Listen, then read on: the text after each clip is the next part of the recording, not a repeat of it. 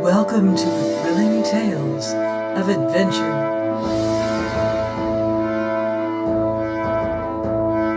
I'm Mordell, reading Black Bartlemys Treasure by Jeffery Farnol.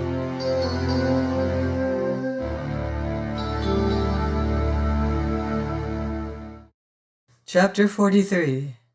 The Death Dance of the Silver Woman. A small wind had sprung up, that came in fitful gusts, and with sound very mournful and desolate. But the moon was wonderfully bright, and though I went cautiously, my hand on the butt of the pistol in my girdle, yet ever and always at the back of my mind was an infinitude of joy by reason of my dear lady's love for me, and the wonder of it. I chose me a devious course, avoiding the white sands of Deliverance Beach, trending towards that fatal cleft, hard by Bartlemys tree, the which we had come to call Skeleton Cove, though why I must go hither I knew no more then than I do now.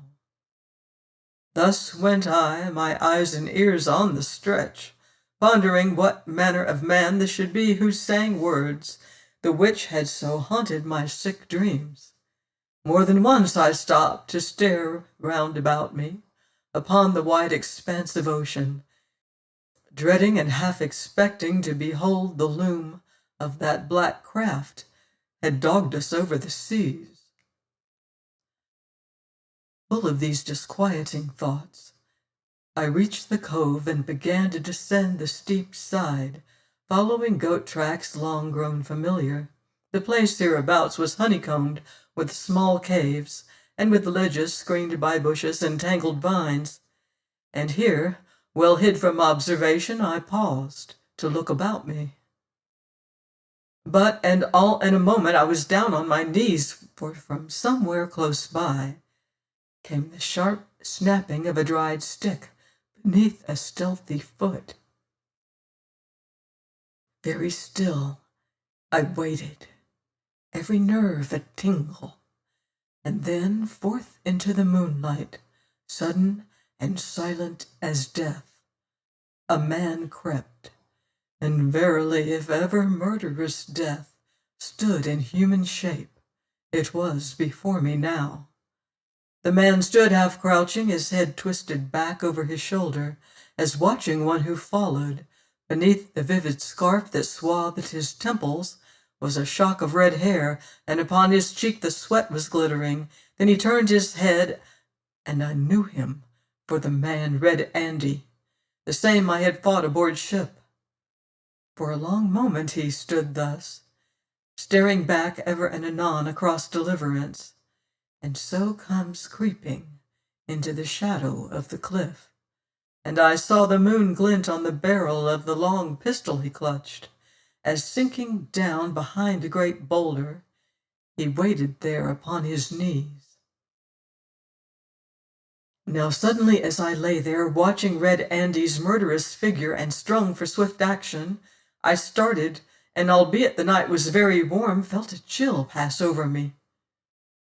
As loud and clear upon the stilly air rose again that full deep voice, singing hard by upon Deliverance. Go seek ye women everywhere, north, south, lads, east or west. Let 'em be dark, let 'em be fair, my silver woman's best. Blow high, blow low, wherever ye may go, the silver woman's best, ah, my silver woman's best.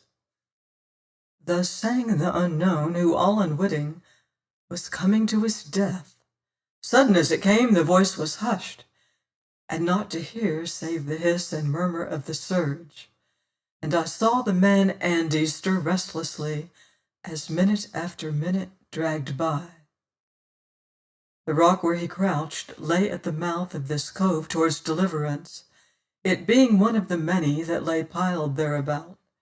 Now chancing to look towards these scattered rocks, and for no reason in the world, I saw a thing that held me as it were spellbound, and this a small enough thing in itself, a sharp, glittering thing that seemed fast caught in a fissure of one of those rocks, and I knew it for a steel hook.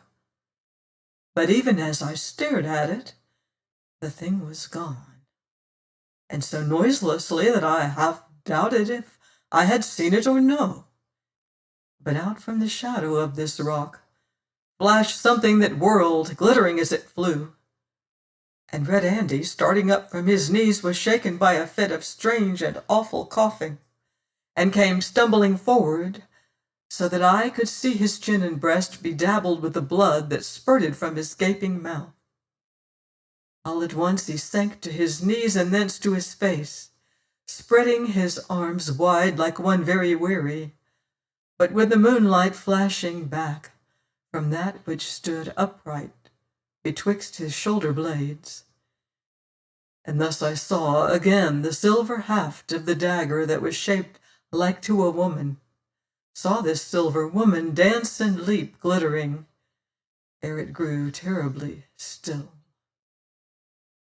Then came Roger Tressady from the shadows, and stopping, turned up the dead face to the moon, and tapped it gently with his shining hook, and now whipping out his dagger, he bent to wipe it on the dead man's shirt, but checked suddenly as a pebble started beneath my foot, and stooped thus he glared up beneath the thick brows as I rose up with pistol leveled, and the moon bright upon my face, whereupon he leaped backwards, uttering a choking cry.